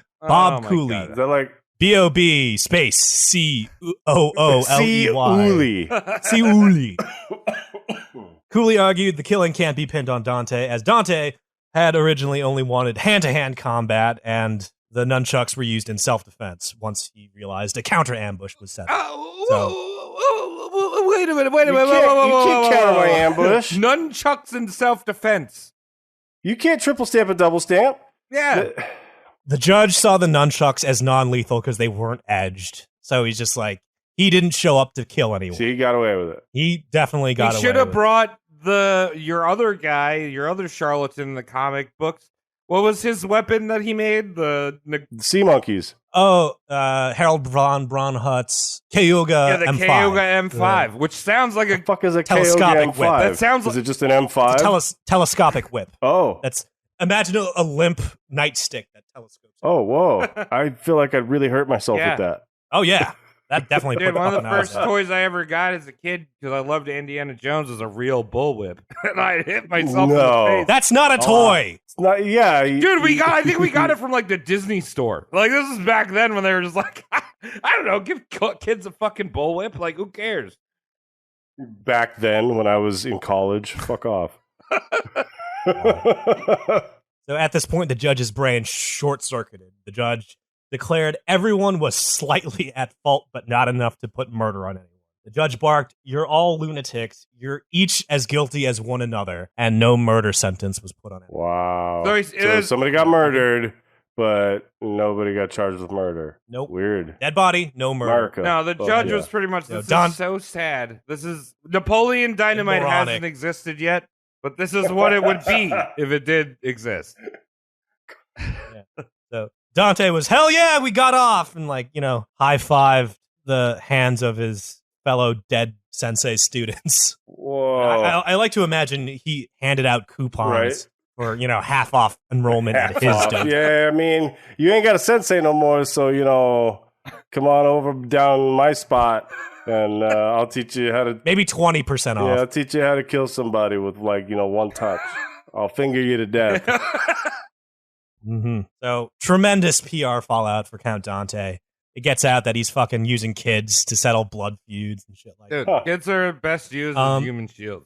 I'm just saying. Agreed. Stop saying that. If you're ever in a bad situation, pick up the closest thing that's underneath your knees and fucking hold it in front of your face. The best use for children is when you gather large groups of them together and then use them for political clout. That's my favorite use for children. Oh, yeah.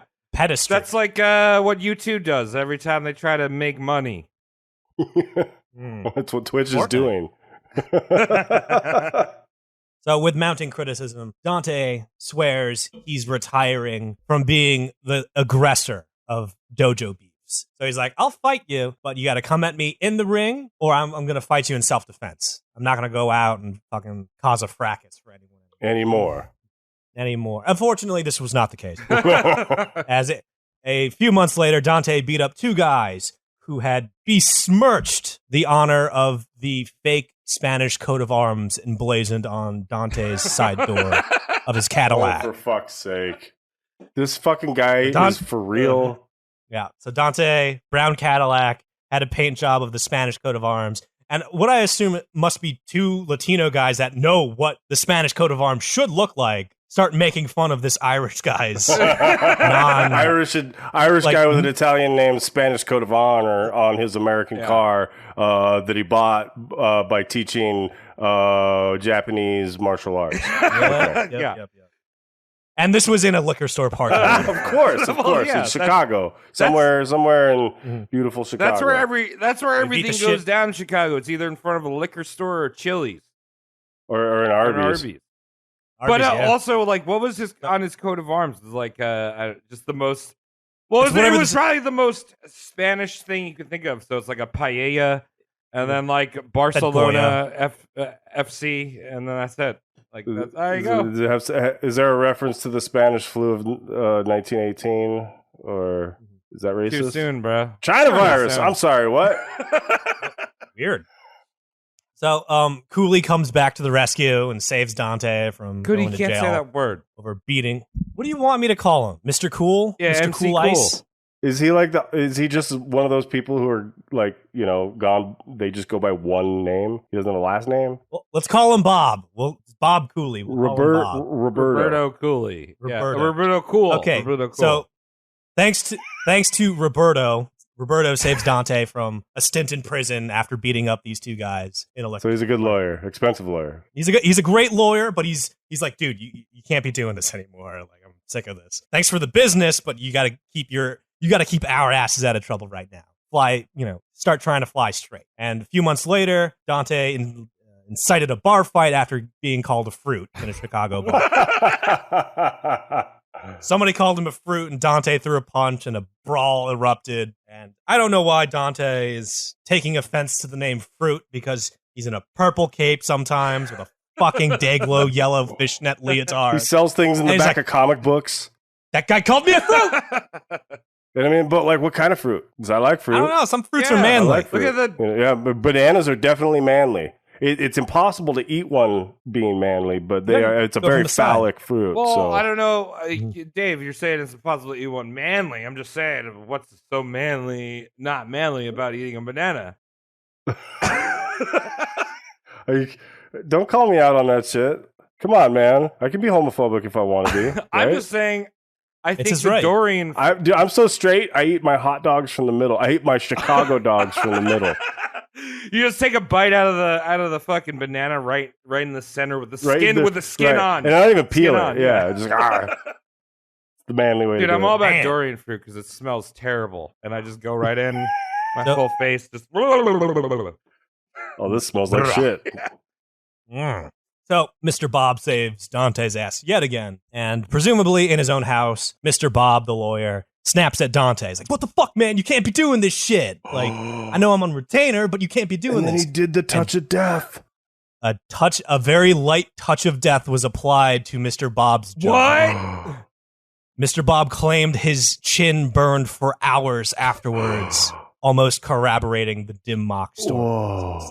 He swiped at me, and it was like a bitch, like, finger, but it hurt. Dude, I think he was I probably. don't know if Bob's got like really tender skin. I think it was probably that he was like petting a cat for a while, or and like he got all that oil, and all that muscle memory like, on his fingers, and you get that cat scratch fever, right? Like, whoa, or maybe it's like on Travis's background there, like his face was the supple sweater meat. Oh, the orange sweater meat, and the guy and his hand.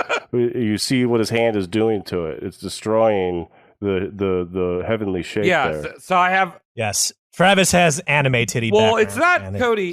Cody. It's not a background. I keep trying to tell you that this is just what's happening behind me, and I'm so much more professional. Where I don't need to turn around. I don't need to see them big ass titties. I'm here for you guys. I'm here to help the show. So you're welcome. I have restraint. I'm a man. Whatever. Tits are natural. So Bob, including yours, guys. Including mine. Mine are all natural. I can sell milk by the ounce. I can't do it too much. That's how it works. Yeah. I don't think that's how it works, Travis. Dude, I wish someone would do that to me in anime style. Like, I want to see these get squeezed. It's a date. It's a durian. It's a durian.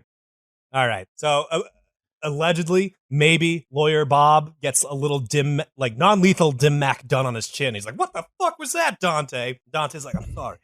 I lost my temper. Let me make it up to you." Dante puts a gun in Bob's face. What? Dante's like, "Watch me catch one. Aim for my chest." He's trying to catch a bullet? Yeah, Dante's like, "I'm sorry I did that to you. I lost my temper. Let me make it up to you by showing you how to catch a bullet." And he puts a gun into Bob's hand. What the fuck? And asks Bob shoot him. And Bob is just like, "No!" Dude, we just want Bob Cooley. Bullet shooting. we just... Here's the thing. A defense lawyer is the worst person to try that bluff. Yeah, right? Yeah, because he knows how to get people off murder. Yeah, but also we're going from like insane, like Napoleon Dynamite-esque, like I hang out a Liger type of guy, to now the Columbine kids. They're like, I played. It's all over the place. Catch bullets, dude. Yeah, Easy. the Pumped Up Kick song is playing. Yeah, There you go. Trench coats everywhere. That gets dark. I catch bullets. What? I catch bullets. The year is 1974. Dante endeavors in even more side hustles, encapsulating the sleaze of the time. Yes. He opens up porn shops. Fuck yes. And used car dealerships. Dude, all right, back in the grace of used car dealerships and porn stores. Fuck yes. And don't forget the dojos and the beauty salons. Wow. Dude, this guy multi-hustle. What is he? He's got to be laundering, right? There's something else going on. Okay. Dave, very astute, not laundering. He actually wants these things going on. But the shady part is he takes out a loan with the Chicago mob to get the porn shops and car dealerships online. So now they're going to come break So his you got the legs. seediness right. It was just the input, not the output. Cody, what was the name of his porn shops? Dude, I mean, come on. Karateka. Well, it's the chain karate store, right? What is it called? Tiger Showman's. Yeah, there you go. Yeah, Tiger Showman's porn. And, it's porn in like the 60s going on the 70s. It's got that like sweet full bush kind of stuff going on. You know what I mean? Sometimes you see some of those, like, I call them indie porn artists because, like, they're going back to their roots. I say, hey, congratulations to you, lady. I like that. So these are like porns with like the dick's got sideburns, Yeah. Yeah, mutton chops. Yeah, mutton. The balls have mutton chops. Right, yeah. Like This was back when porn was like, I mean, it's, like that was some low fidelity shit going on. Well, there. that was back in the day when porn was romantic. Now it's a business. Now it's a business. What are you talking about? Yeah, there's tentacles involved. Yeah. I can't get off unless I'm getting fucking choked by a tentacle. You're talking my language, Dave. I'll DM you soon and we can connect. Oh, boy. Yeah. Planting them seeds. So, this man is the Julius Caesar of the 1970s. Ooh, Julius Caesar! You like that? He was up all night. Anyway, so Dave sniffed out this bombshell early, but he took out mob loan money to open up said dealerships. And was he making his own porn, though? Or was he just selling porn? I bet you he was. Making his I own bet you porn there's a too. hidden... There was a hidden camera. He brought home Playmates. He had set up a hidden camera, which is actually a feat because cameras used to be the size of a Buick. Yeah, I mean, he had a whole line like Dojo Babes 1, Dojo Babes 2. In the 70s, that had to have been like film. Yeah, it's probably Super 8. Betamax wasn't even a thing yet. That's you true. know, like the VHS and Betamax weren't until like 79 or 80 or something. So something I think I might have mentioned on the show a couple times. I actually collect old porn. I collect like Super 8 porn and shit. Do any of them?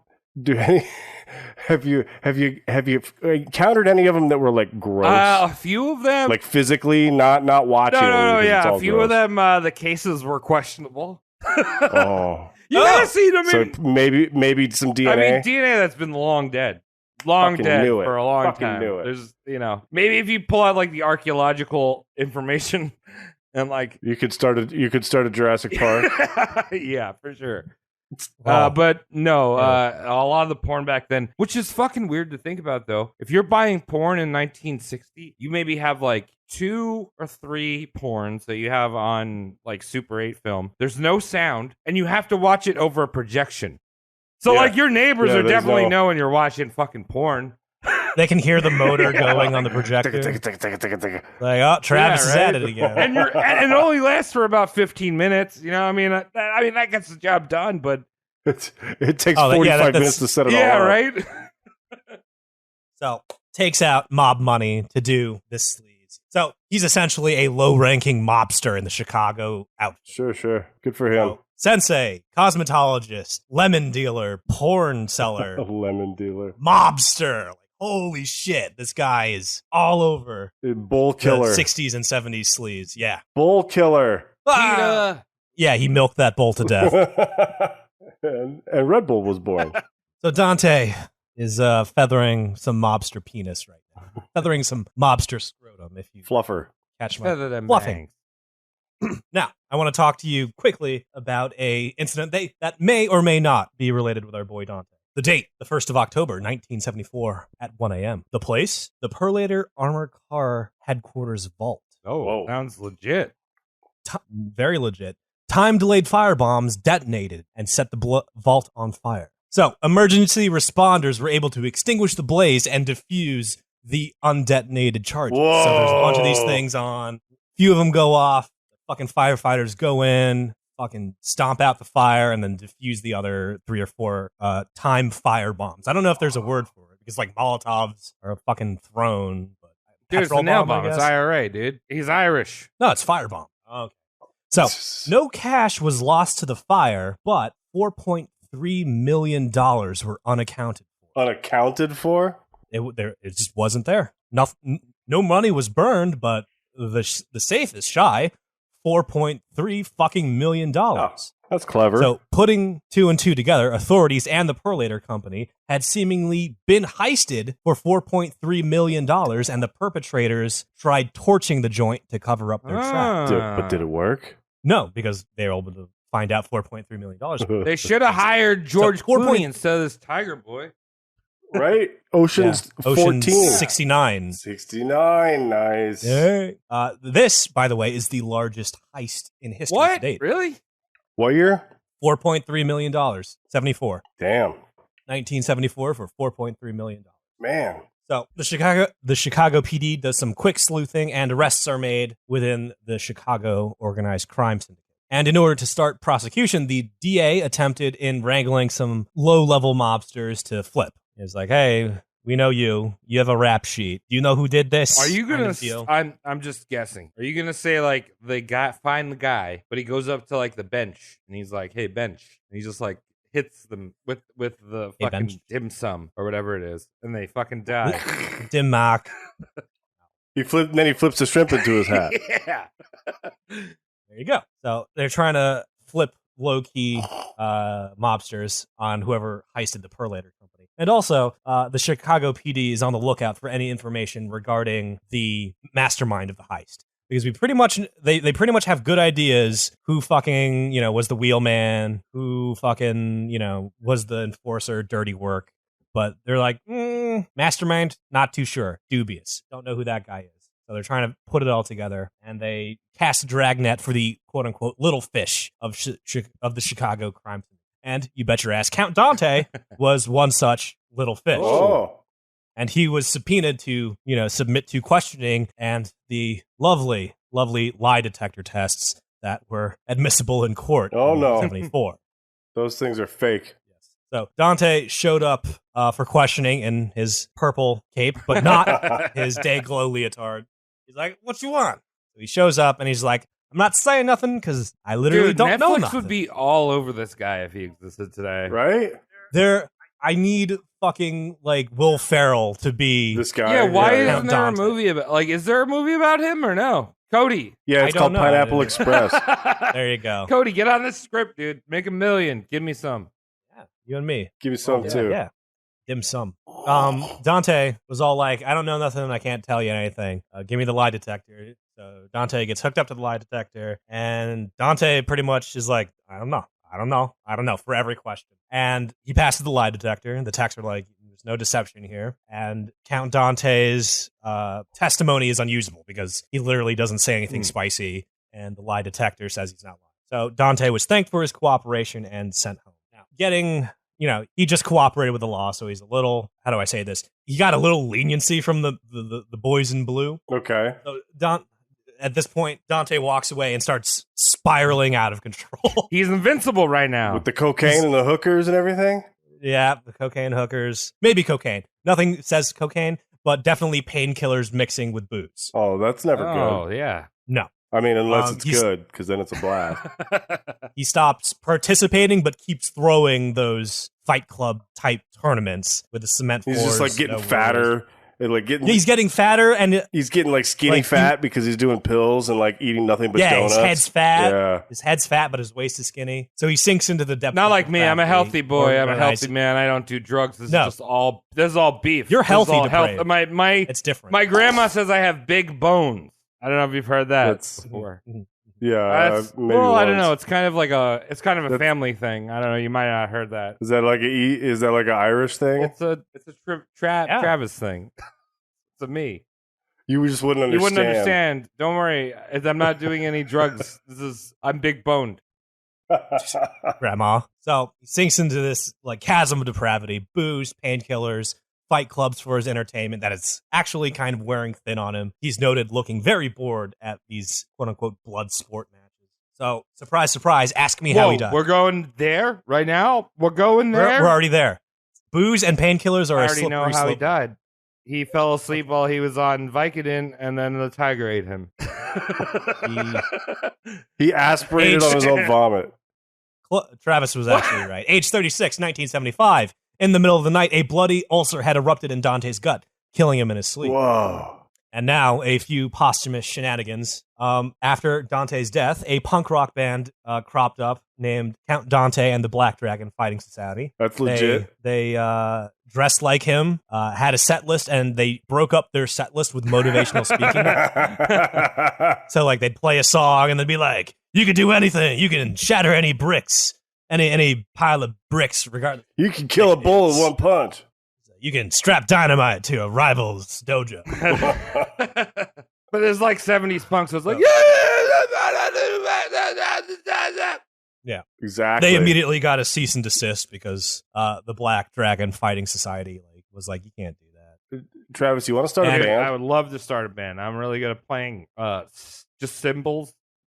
Just the cymbals, and I really love playing the vocals. Yeah, playing the vocals and playing slide whistle. I got a slide whistle for you, motherfucker. Trust me. And hey, here's a new technique. Woo. Visionary. I just got the weirdest boner. You too? So, also at this time, disgruntled lawyer Mr. Bob had penned his memoirs after Dante's passing. In Cooley's expose, he shockingly reveals Dante was not only involved with that Perlator heist, he was the shadowy mastermind in question. No, guy's too dumb for that. Well, we'll get there. So, Dante had asked Mr. Bob to prepare a defense case when Dante whiffed the lie detector test. But to everyone's surprise, Dante managed to lie and not be detected. Get away with it. Ooh, and get away with it. So he used another ancient Asian technique of mastering the lie detector. Yeah. You don't even let anybody know that you're going to declare war, and then boom, you fucking bomb Pearl Harbor. Do you want to know the real way to fake? Dude, to pass? Listen, because this guy is Asian. The lie detector test. I haven't noticed he's a little bit Asian. It's not an Asian technique. It was on Penn and Teller's bullshit. Do you? Okay, so I've heard a couple different things. One, you put a tack under your big toe in your shoe. That was on Mythbusters. That doesn't work because people are on the lookout for that and will just frisk your shoes. Okay. Nowadays. 2, pennies under your tongue, like 2 of them. Never heard of that, but I would assume that doesn't work for the same reason the tacks don't. And that's it. That's all I'm aware of. The way you do it is every time you're asked a question that you're going to tell the truth on is you flex your sphincter. I've been doing that the whole episode. So if someone asks you, is your name Dave? Do you live in Arizona? And I flex my sphincter. Truthful, you flex your sphincter. That stresses your body internally to think it's lying. All right. So it's a false positive. Lie. It's a false positive. It's a false positive. And then when you actually want to lie, you don't flex your sphincter. So Dave flexing his sphincter now has made a different response in my body to Wait, is there some homoerotic shit I'm missing? I think I get about an inch taller when I do it. Dude, that's a prolapse. That's a flex. So there's some historical dissonance whether Dante was actually the mastermind. People say lawyer Bob just included that to move more memoirs. I see. It's like, oh, you made your flamboyant, you know what I mean, sensei character, the heistman mastermind, just to some memoirs. But I think it actually makes sense because Dante, his dad, worked at a bank, so maybe he knew how fucking vaults work and vault security works because of his dad. Dante, as Dave said earlier, had amateur explosive know-how with the dynamite. And the dynamite didn't go off. The dynamite didn't go off. Not all of the firebombs went off. And thirdly, Dante may have been trying to repay mob loans with those $1.3 million. Yeah. So there's nothing hard, but like there's 3 like chubs of like this could be what he was doing. It's no means conclusive, but there's evidence. Yeah. So his dad knew about vaults. He could have learned about vaults there. Some expertise, the operative word, with explosives. And also maybe the shady mob loans. Yeah. He had motive. My extremely Irish grandfather, when my grandmother died, we found his checkbook. He was making checks out to the IRA and also this guy called Dante. Oh. Really? But also, like, imagine just writing a check to, like, Al-Qaeda. Don't do that. Yeah, don't do that. That's why Bitcoin. Yeah, exactly. Use your Tor browser or whatever. Mm-hmm. So, there you have it. Count Juan Raphael Dante, born John Timothy Keehan, an Irish guy with an Italian surname pretending to be Spanish who practiced Japanese martial arts. Sensei, cosmetologist, smut peddler, possible dealer of vehicular lemons, probable vault mastermind. Definitely raped some girls. All right. Definitely. No, so I think that this guy, man, Cody, you brought a hero in. You brought Julius Sleazer. That was a fucking wild ride. I did not expect murder, a lot of that. Heists, Playboy bunnies. Yeah, that's one hell of a life this guy led. Like, I mean, he definitely deserves the chopping block, but I kind of he endeared himself to me. If you're on the fence over a roast mortem subject, that means we vetted well. Yeah. Okay. Well, I mean, I'm just saying, if I started it, I think I should just, I'm going to do it. Fuck it. Pacific Northwest. Look for the new chain of karate dojos called Travis Fu. It's like Shaq Fu, but we Fu. But we teach you how to eat cheeseburgers very quickly. Where the normal man would choke, you won't. Are they White Castle? No, you guys have White Castle there? No, we don't. These are full-size burgers, dog. You're just gonna you're gonna get them down real quick. All about opening your gut. We're gonna train with hot dogs first because it's easier to fucking jam down your throat. This has been a well, you're welcome. Yeah. Well, you get me and Dave in the same show. I don't know. Things get a little weird. There's a little bit of tension. Sweaty and like, you know, heavy breath, you know. Well, I'll try and edit that out. Well, thank you, Cody, and thank you, Dave, for joining us. Yes. Thank you for having me. Should I plug the Dave here? Shit. Yes, plug. I am the second worst host on the Not for Human Consumption podcast. There are two more better than me and one worse. You can find all of our things at nfhcpodcast.com. That's NFHC for Not for Human Consumption podcast.com. We got merch. We have a Patreon. We have a Pornhub channel. We have an OnlyFans, guys. Yeah, I heard you had some problems with how to label your. There's so many. You can't say so many things on OnlyFans. You can't say drunk or drink or drunken or enema. You can't say so many things. Yeah. Like half. We had to censor half of our fucking spiel. Really just to get on OnlyFans. Fucked up because I saw a girl shove a frog into her anus on OnlyFans. I'm saying, I watched a girl use an ovipositor from OnlyFans. You know, what's wrong with that? Nothing's wrong with it. I'm just saying, I can't say drink or drunk but I can watch a girl lay an egg inside of her vagina. She was completely sober when she laid that egg inside of her vagina. Thank you very much. Allegedly. Yeah, no, check out their show. It's amazing. Dylan is great. The star. It's all about Dylan. Yeah, Dylan. It's all about Dylan. He's the host that's worse than me. The other two guys are better than me, and Dylan. Oh, was that not obvious? It's just dick and also Beard Bomb. Either Beard Bomb. It's just dick and fart jokes, and we talk about video games and our penises and. So all that shit. It's a very wide overlap between our fans. yeah. We're on brand with each other quite a bit. All right, well. Thanks for having me, guys. I appreciate it. Thank you, everyone. Thank you especially to our premium producer, Sean Borain. Did I get it? We love you, Sean. Air horns. Sean laughs harder than all of you. Hardest laugher. He's so fucking hard at laughing.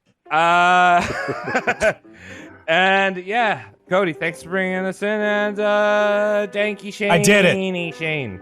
Take my Taekwondo lessons where I will teach you how to touch tip harder than any other child. You imagine Tom being really mean and then signing off. Well, that's true with everything. They do that in Spain every day. You got to steal that bull's peach. All right. Oh, awesome. Boners, guys. Boners. Boners.